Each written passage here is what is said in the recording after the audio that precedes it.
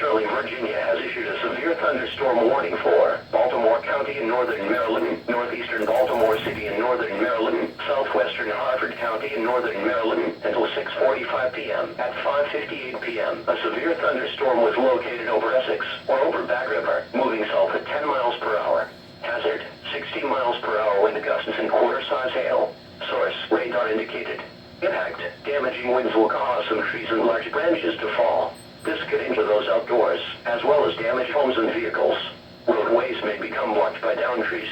Localized power outages are possible. Unsecured live objects may become projectiles.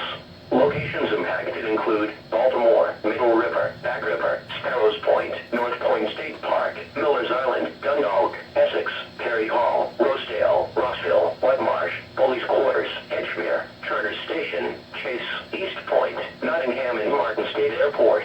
Get indoors to protect yourself from wind and lightning.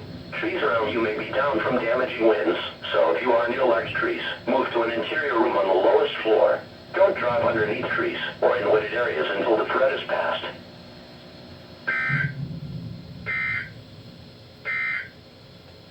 Now for the National Weather Service marine forecast for the northern Chesapeake Bay and adjoining estuaries.